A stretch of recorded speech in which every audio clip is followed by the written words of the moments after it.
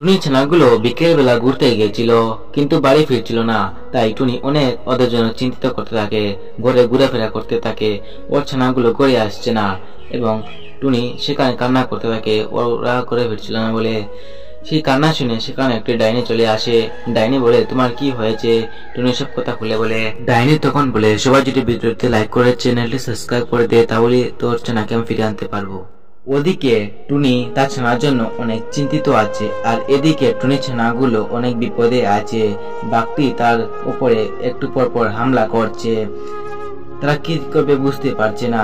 তখন ডাইনিটি চলে আসে এবং তাদের ছানাকে বলে, তোমরা আমার পিছনে পিছনে আসো, কিছু ভয় পাবে না, কিচ্ছু হবে না তোমাদের, আসো। তখন ডাইনিটি সেই ছানাটিকে নিয়ে চলে যায়। এদিকে টুনি ভাবতে থাকে তার ছানাকে কি আনতে পারবে। এই কথা বলতে না বলতেই ডাইনি সেখানে চলে আসে। সে দেখে ডাইনি তার ছানাকে নিয়ে আনছে। তখন টুনি এসব দেখে খুব খুশি হয় এবং তার ছানাকে বলতে থাকে, তোমরা কোথায় ছিলে?